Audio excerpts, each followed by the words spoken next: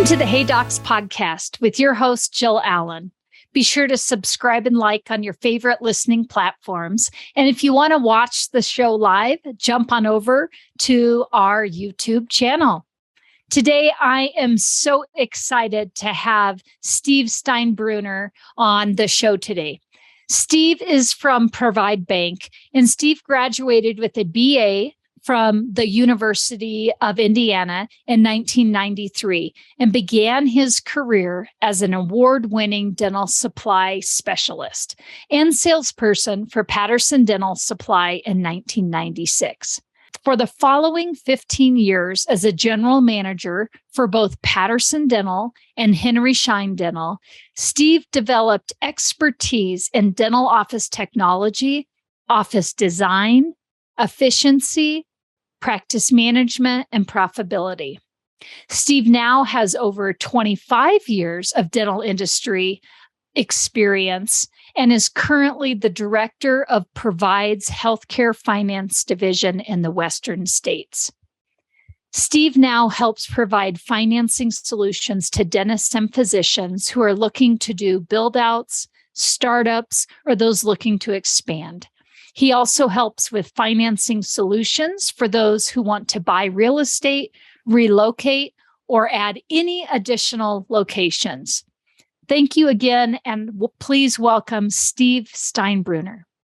All right. So, Steve, I am so excited to have you on Hey Docs, and I just want to thank you for participating in this podcast. I know that you're going to be able to just give everybody listening today some really good insight. And I think it's fun to be able to have the ear of a banker, and be able to really hear what you have to say about what's happening in our industry right now. I know a lot of people have lots of questions about, I want to do a startup, or I maybe want to buy something, or I want to do this or that. And I know you're going to be able to really help give us some good insight. But before we jump into that, what I'd like for you to do for me is just tell our audience a little bit about yourself and Provide, and just kind of give us a little backstory. Thank you, first of all, Jill, for having me. We're excited, and I know you and I are pumped up because we were talking a little bit before this. So yeah, I appreciate it. I got started in the dental business a long time ago, selling dental supplies in little towns in southern Indiana right out of college, and kind of got the bug. Yeah, and started to build relationships with these dentist business owners that, frankly, I realized wanted help and wanted a relationship and were a little bit on an island by themselves.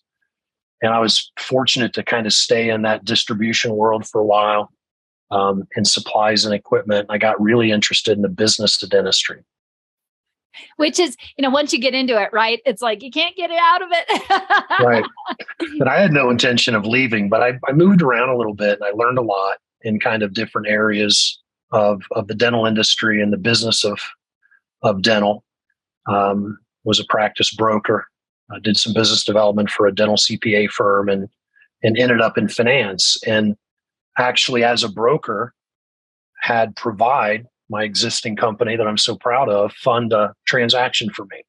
Oh, wow. And that's where it all started, because I kind of went, wow, this is different. Mm-hmm. Mm-hmm.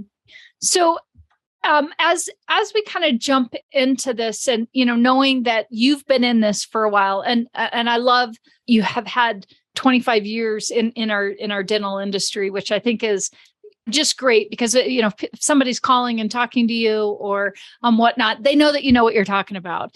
And I want to just talk about kind of the state of healthcare and lending right now, because you and I were both in this as we went through COVID.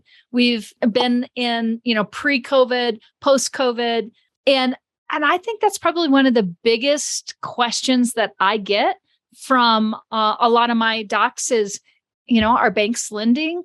What's going on? I hear interest rates going up. What should I be worried about? And I think this is what everybody wants to hear. So give us the scoop. What should we be worried? What's going on in our industry right now? That's a great question. I got a lot of answers for you. I remember experiencing COVID. At the time, I was with a really reputable dental CPA firm, and dentists were calling, wanting help, wanting advice. They didn't know what to do. PPP and IDLE and all the acronyms started to come out of the ether. Right. And it was very clear that the independent dentists needed help and that not a lot of the advisors out there were adequately equipped to do it. Mm-hmm. However, what we also saw, Jill, is a really robust rebound from that in 2021. And so, although there was a lot of lenders during the pandemic, and frankly, some of them just shut down. Yeah. And that was stressful. I can tell you on my part, being a startup, Sure. Consultant, that was scary to be like, we got nobody. Yeah. Well, and in the spring of 2020, we didn't know what was around the corner. Provide, Sure. however, kept lending, Mm-hmm. and actually got creative and formed some partnerships in the industry to try and help individual practice owners get through this. And so I was a witness to that as well, even before I joined this team. But to be clear, the rebound, much as it was in 2008 when we went through kind of a different experience, this rebound's been profound. And so my message and answer to you right now is that it's a very healthy climate to borrow money. Obviously, interest rates are very low. They are rising. However, the activity we're seeing with practice acquisition, startup practices, existing practice owners that want to buy real estate or relocate or do ground up projects, all of that, Jill, is very active. And so I think 2021 financials were very clear that the dental industry has gotten through again very robustly as it has in the past. These questionable times, but it has impacted lending a little bit. Cash is king more now than ever. Sure. And we talk about that a little bit with some of these new practice owners or aspiring practice owners. What banks may look for now in a lender may have changed a little bit. We like to see some what we call liquidity. That's non-retirement cash on hand. Sure. We won't take it from you, but we want to see some discipline of having these young dentists and physicians and save some money. But the lending guidelines are really generous, and practices are being transacted, whether they're being purchased or whether we're doing startups like never before. There are some challenges inside of that, which we can talk about. And then the other thing we've seen is a change in the technology of finance. And I think Provide is a very good example of that as a leader and really the only fintech or financial technology firm in lending now in the dental space. We understand very well that technology can disrupt that process and make what could be a difficult time a little bit easier. Yeah. That's great. And I want to circle back around to that, but I had one question that kind of came up that I wanted to just kind of touch on, because I have so many of my docs that are so maybe hung up a little bit on interest rates right now. And you and I have been in this industry for a while. And I tell my docs, I can remember when we were really excited to be getting, startup loans at 6%, and we're still way under that. And so, yes, I guess, and I want to know what you think about this, but, one of the things I'm telling my docs that I'm working with and doctors that are out there is, the 3% loans may be gone. I think that was at a once in a lifetime. We'll probably never, ever see that again, probably. But we still have really incredible rates out there. And when we look at, the length of our loans and what we're doing, I still think it's absolutely something that we can do that's not crazy. And we're not doing loans at 10% interest rates or, crazy things like that. And I also don't think, and obviously you're in this industry, but we're not just seeing massive spikes with our interest rates going, through the roof and, so incredibly unstable right now. Can you kind of speak to that a little bit too? And just if somebody's like worried about that, what I'm seeing is just, we're kind of seeing the little gradual tweaks here and there, but we're not going crazy yet. Absolutely. You remind me of a conversation I had at the recent DS World in Las Vegas. I had dinner with some dentists at a table that have been practicing for 30 years. And one of them looked at me and said, "Can you believe some of these young people are startled by interest rates when mine was like 11%?" Yes. Yes. And by the way, the dentist that said that was amazingly successful and was there to tell that story. And so I don't make light of interest rates. Finance is important. And obviously you're going to make a monthly payment for this investment in your dream. But I think let's start with why a lot of people focus on it. Particularly first-time practice owners don't really know what else to ask. Mm-hmm. Yes. It's like you don't know what's in front of you. Sometimes at the end of a project, I'll tell someone at an open house, "Do you realize 32 people were attached to this project?" Mm-hmm. I mean, who knew in the beginning, right? So it's not just about rate, although that's important. It's about a lot of other things. But to address that, a lot of these first-time practice owners in particular come from an environment where they understand a mortgage interest rate or a credit card interest rate. So that's what they ask about. Yes. And so it is an important component because the project needs to cash flow, but it probably would cash flow at a significantly higher rate anyway. Mm-hmm. Hence the conversation with my friend in Las Vegas. So there's so many components to this, Jill. I think once the borrowers get involved in particularly a project that's going to go over a long period of time, like what I focus on, startups, construction projects that can be 6 months to a year or more, there's a lot going on. And so I try and take the borrower up to 40,000 feet and really look at everything that's involved here. Just in the loan itself, there's probably a dozen other things that I would say could be equally important to that interest rate. Mm-hmm. And so let's make sure we line everything up on the table and talk about it together. So overall, my message is it's a very healthy time to borrow money. And I'm probably going to tell you that next year too. Yeah. Because even in a rising rate environment, that's not the only thing we're focused on here. And this is about cash flow. And this is about enabling the dentist to make a debt service payment every month and still have a quality of life and enjoy what they do. Yes. I don't anticipate that's going to go away anytime soon. Mm-hmm. Mm-hmm. Yeah, that's great. And I really love that it isn't, the point that you're making is it isn't just about the interest rate. There are so many other components that when we're looking at doing these loans, length of loan, how do you want to pay it off? Do you have an option to pay it off different ways, things like that, which directly go to what you're talking about, cash flow. Some things that I suggest for, in a startup practice, if we can be a little less in our payments and make a little bit more as we're going along, sure makes a lot more sense to a startup who's not making any money right in that, first year or so, than somebody who maybe is looking at, I'm getting ready to do my second practice and, looking at a loan for a totally different reason, and cash flow to an extent isn't the concern that I would have like a startup would, for sure. I agree.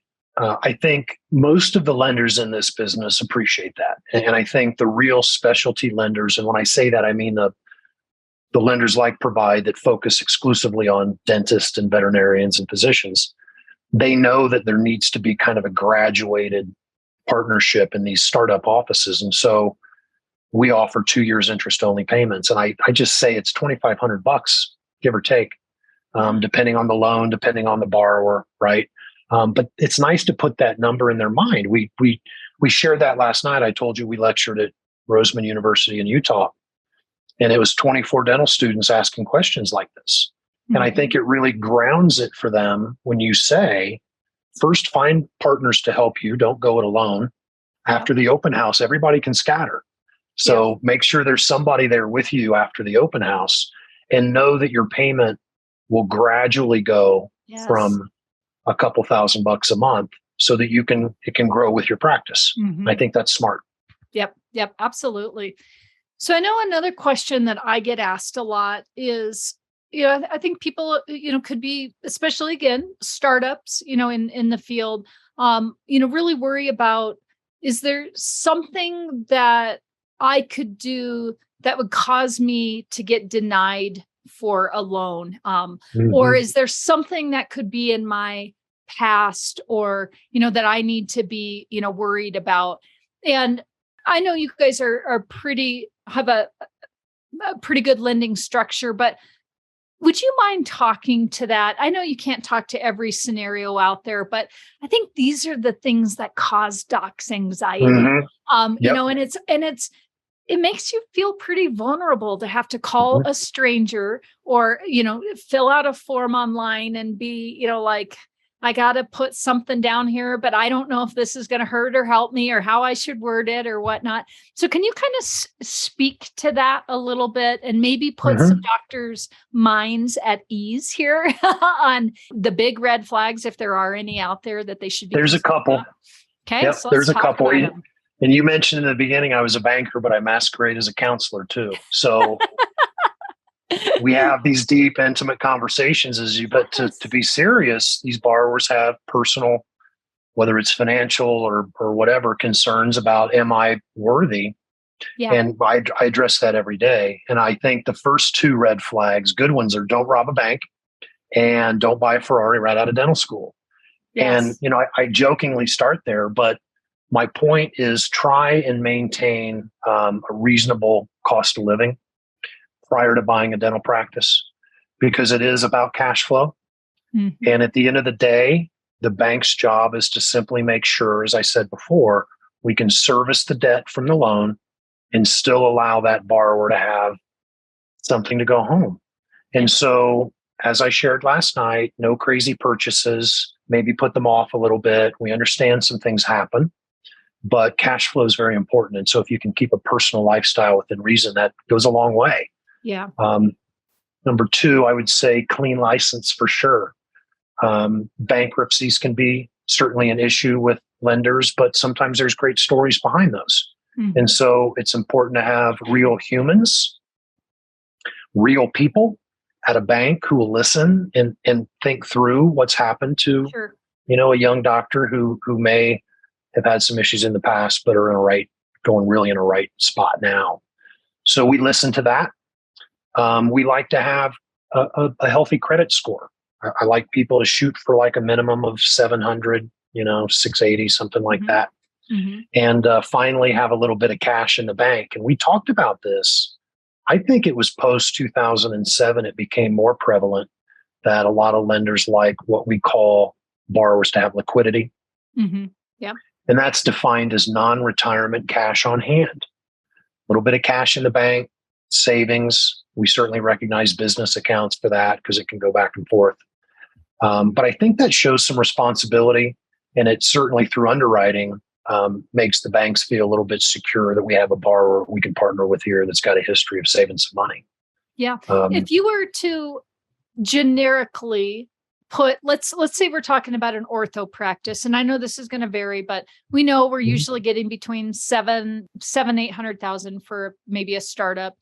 Is there a percentage of the amount of loan or something that a doc would be looking for? And I know we're not going to hold you to this number, but I think sometimes it's like, well, what is that? Are they looking for 100,000? Are they looking for 25,000? Are they looking for 10? Like what is there kind of a number that if docs were like, okay, I think I could hit that, something to give them to chew on there?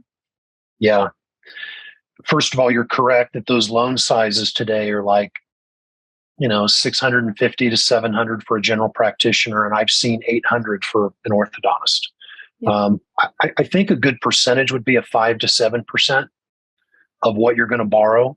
And so for a startup loan, I tell them it's going to be like, maybe $30,000, $35,000, $40,000. If you have 30, I think we've got a real good shot here. And there's always some other components to that. Sure. And I think that's kind of what I recommend people do is make sure they can get that in the bank and be conscious that sneaky credit card debt will be detracted from that. Good to know. Yeah, that's a little kind of an unknown conversation that we want to make sure that net number, that's a net liquid number that's kind of less credit card debt. So deal with that.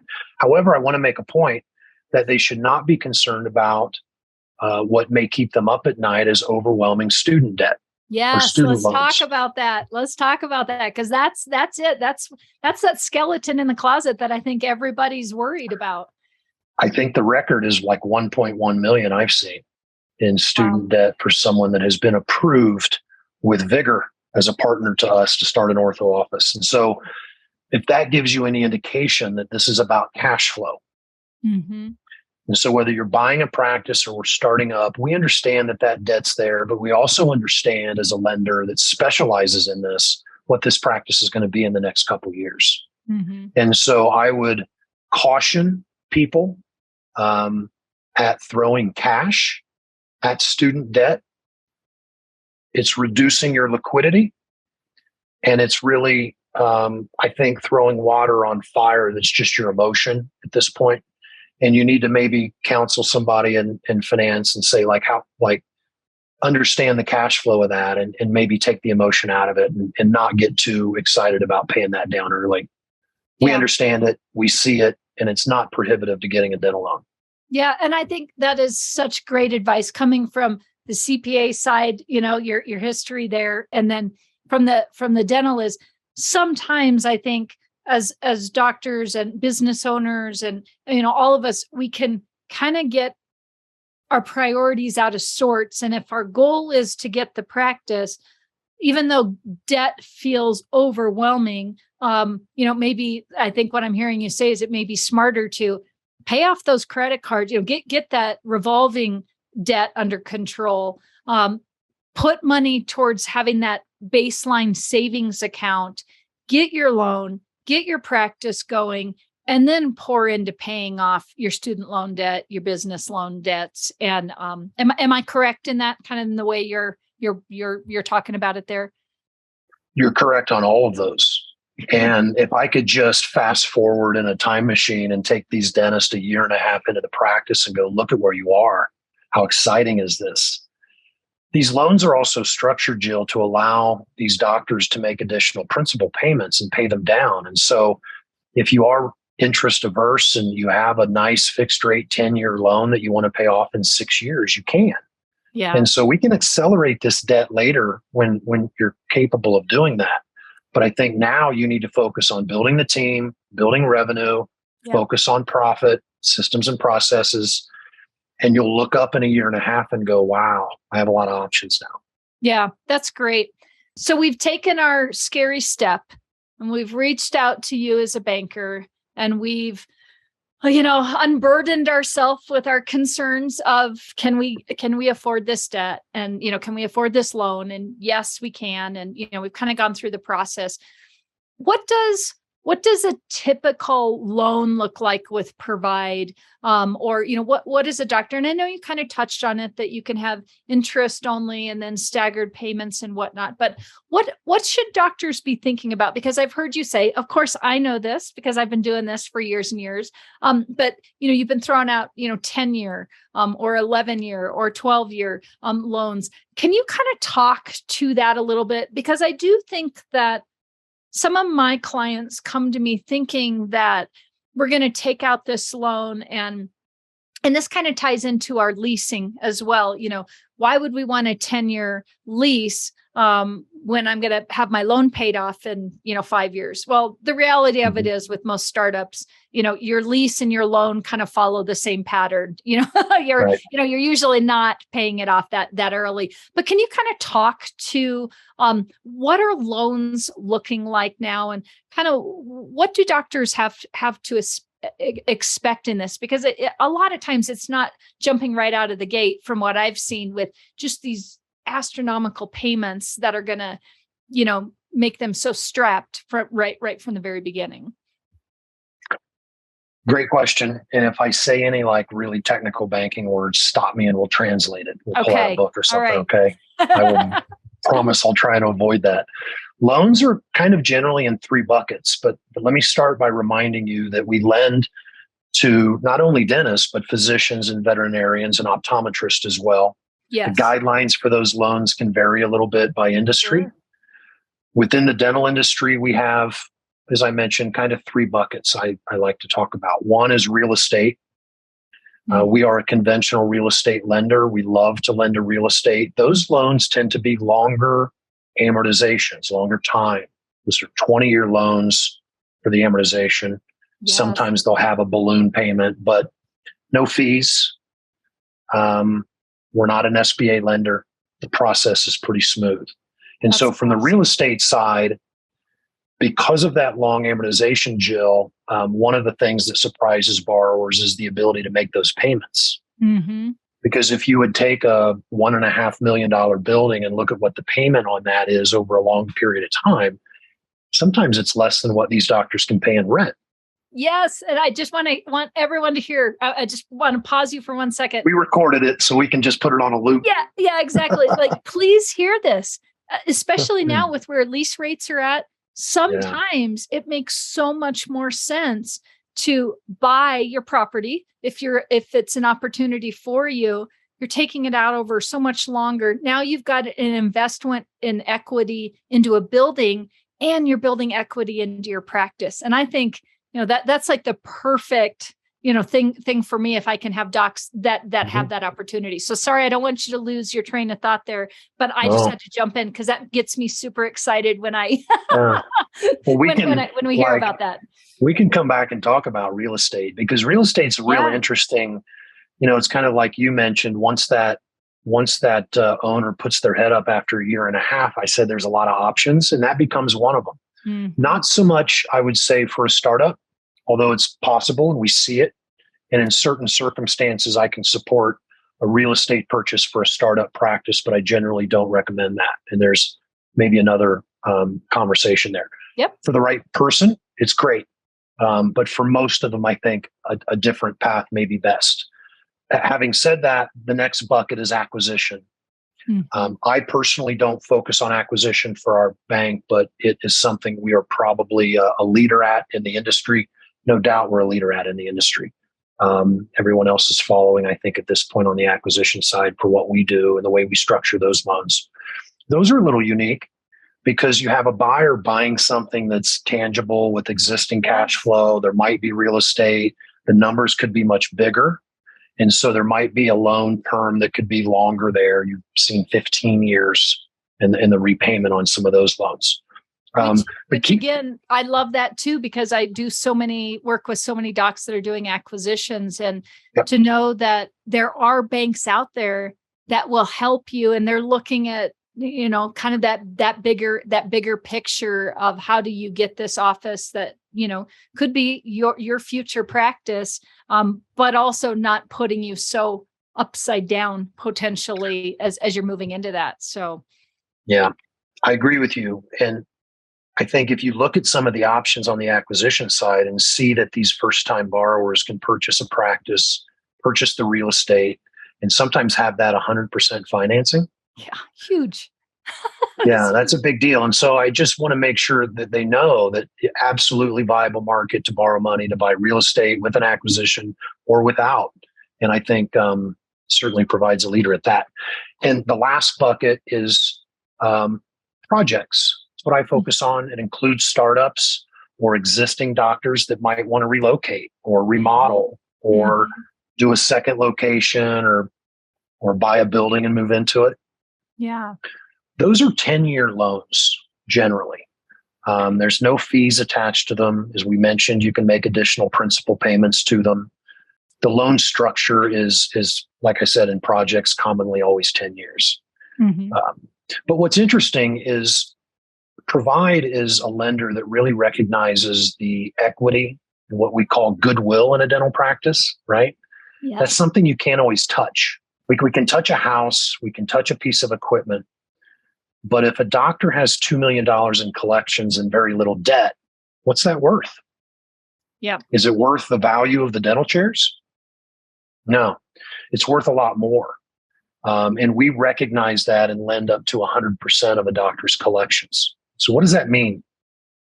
It means that an existing doctor that wants to relocate or remodel or buy a building, we determine the amount of that loan from the equity in their existing practice. So all of that hard work and sweat and 10 years of look how hard I've got, look where I've gotten, I paid my debt off.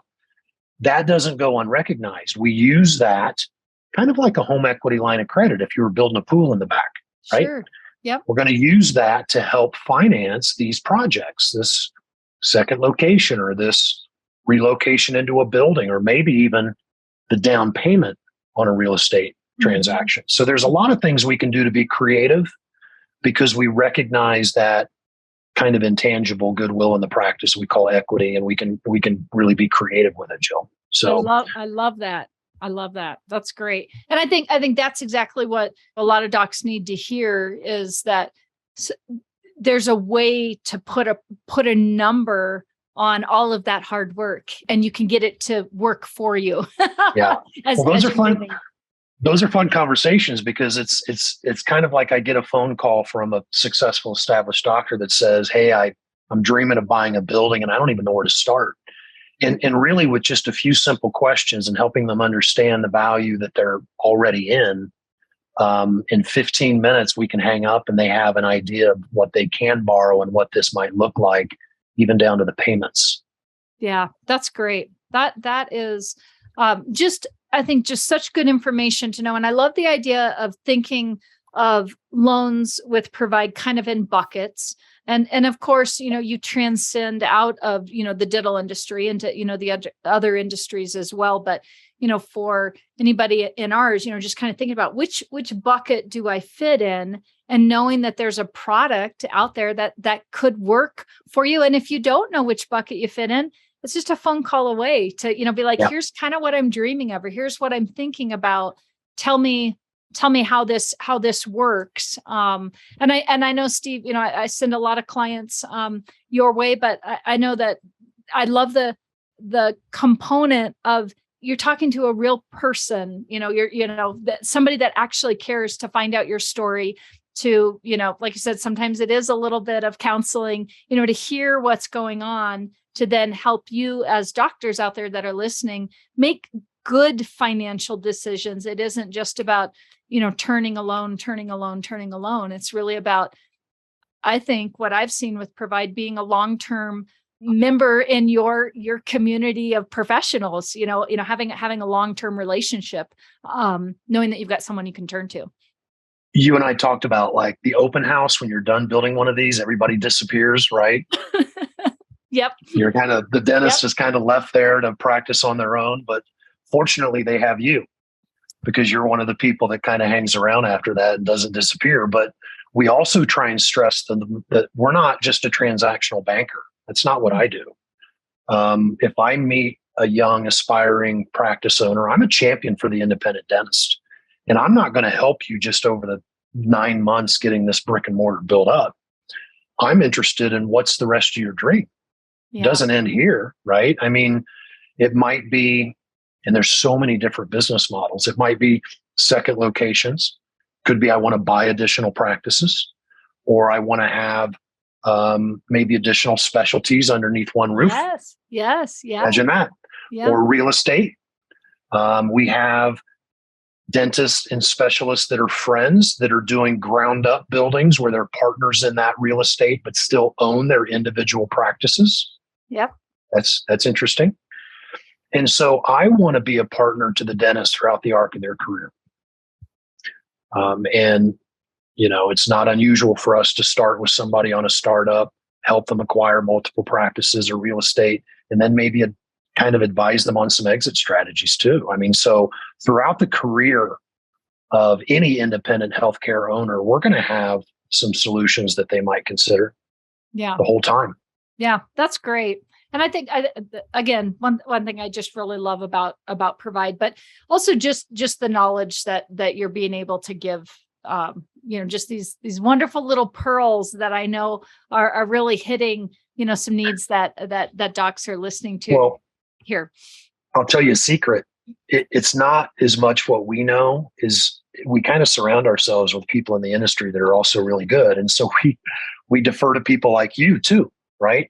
We don't know everything, but I think one thing, if you interviewed our borrowers after the open house, when this stuff's done, they would tell you a couple things. The experience was great. I think the customer service and efficiency is really good, but it's also that we're connectors. Mm-hmm. And I think we really are proud that we embed ourselves in the industry and we build meaningful relationships with people that we trust. Yeah. You and I do that together, and we're not by ourselves. We have all kinds of other people on our team that are involved in these projects that we have to trust. And so I think that maybe more than anything, and you talked about that human element. they don't talk about my interest rates 2 years from now. Yeah. Yeah. They talk about the things we helped them through that they didn't think we would, or they didn't know where else to go. Yep. Yep. Yeah, absolutely. I think I think that's wonderful. So let's talk a little bit here as we kind of finish up. I told you I was going to circle back around to kind of the landscape that's changing with the new technology. And you touched on this, and I said I wanted to come back around to this, but kind of just talk to us about, I think, from the way we interact with banks now to, can you just kind of, I'm not going to try and say too much here. I'm going to let you, kind of take the lead here, because you opened this up and kind of talk to us about that. I'd love to. This is my favorite thing to talk about, because there's a story here that is remarkable. And I think Provide is, and I don't say this lightly, I think they're transforming the dental industry in a lot of ways. Mm-hmm. Mm-hmm. And I'll start by telling you a story. When I discovered this company, Provide, that I work for now, I was selling a practice, and they were funding the transaction for the buyer. And I remember, prior to getting involved in the lending relationships, I was counseling the buyer on how difficult the loan process might be. And I said, listen, you're going to fill out a lot of paperwork. You might even take photographs of things they make you fill out with a pen, and not know how to fax them in because you don't have a fax machine. And it's going to take probably 90 days. And it's, you know the drill. Yes. And so we finished this transaction, and the buyer told me, you were wrong. I got pre-qualified in 10 minutes on my phone. I was approved in 10 days by Provide. It was all digital. And look at the loan. And I kind of went, wow. I mean, I'd been around. I'd been in banking. I'd been in finance. I'd been around long enough to know that that wasn't normal. Mm-hmm. And so I started to look into it a little bit. And that started my journey. And what I found out, Jill, is a real cool story, is that a couple high school buddies from Minnesota were probably sharing a pizza in an apartment in San Francisco. And they're going to watch this and love this too. Yeah. I tell this story. It's probably like Chinese food. It's pizza. But they started a company together. And it was a technology company, and it was about software, and kind of in that journey of finding out what was a good fit for them, they realized that getting a loan for an independent healthcare owner is not fun, and it's not an efficient process, and the customer service may not be great, and a lot of it's transactional, and maybe we can build a better company that makes that completely different process with really good customer service and best-in-class loans. And $1.2 billion later, and 11 years through the journey, here we are. Yeah. And so those two friends in Minnesota built something that is very different. And I like to say we're a disruptor in the dental industry. And I say that glowingly. Yeah. Because I love disruptors. I talk about them all the time. Anyone who's heard me talk. Oh yeah. Okay. Absolutely. I didn't know that, but we need to talk about that. Yes, we do. but I've experienced that because I'm an industry veteran, and I know how things are done. And this was not how things were done. And so I had to look into that a little bit more. And really what happened, Jill, is Provide's created technology. We have engineers and technology and engineers in our company that would shock people that understand we're a bank. We are a lender, and we are a leader in finance, but that doesn't define who we are. And so it's almost like, I love this analogy, in the auto industry, Tesla is a company a lot of people know, right? Yep. And I think in a similar way, imagine if Elon Musk looked at a car and said, sure, I can improve it, but why don't I just start over? Sometimes it's easier to reimagine and re-engineer things than try and think you can fix what you're used to. And so Provide was born out of that. This idea that gave rise to getting a loan shouldn't be so hard. And here we are over a decade later as a leader in the industry. And it's really cool because I get to experience that every day. Yeah. Yeah. I love the story. And, I can attest to, for many of my clients that have went through the lending process, it's simple. And I think it's really nice. One of the things I'm always talking to my clients about is right now it's really tough to find, if we're going to do leasing, spaces. It's just tough. And sometimes, going through this whole big process way too early with lending when we can't even find a space can be really frustrating on a lot of different levels. And knowing that if we can just take the time and when we're ready, very quickly go through a 15-minute process online, boom, boom, boom. Oh, I'm approved. And, it has just cut down so many barriers for my clients, and just kind of that ease that they can still call and talk to somebody and just make sure, Oh, yeah. am I going to be okay? But when I am ready, it really is only going to take me, just a short amount of time, and I don't have to Yeah. fill out, all this and that and whatever. And I know you guys still have all of your steps. You still have to, there are certain things that you do, but this was something that really impressed me with Provide as well, is just that how easy it is. And I just want doctors to hear, whichever bank, hopefully it's Provide, but anywhere you're going, you want it to be a good experience. And if you can make that an easier experience, I think that really is super helpful. I agree. And I think we'll be a leader in this industry for a long time, and you'll see other lenders come our way. They're going to have to. Yeah. And I think disruptors in any industry find themselves being a leader sometimes by default, and others have to follow in their path. But it's exciting. I mean, we can have a borrower who, as you mentioned, is unsure if they're able to get a loan, and literally with their phone in 10 minutes without a hard credit check, it doesn't hurt their credit score.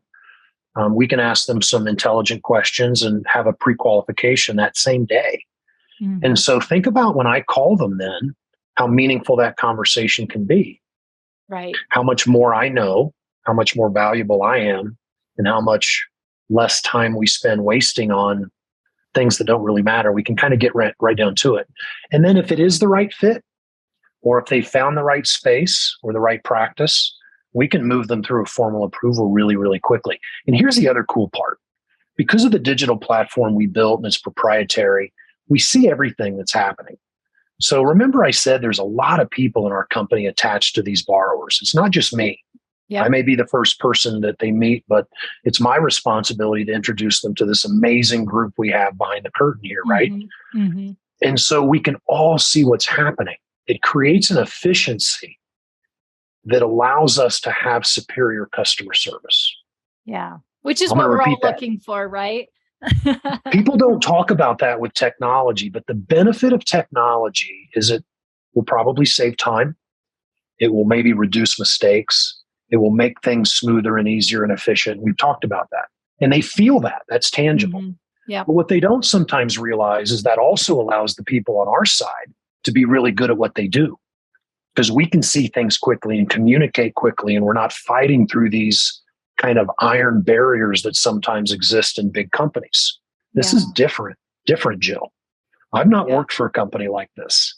And so there's a commitment to not only being really exceptional with our customer service, but also being really exceptional with our employees.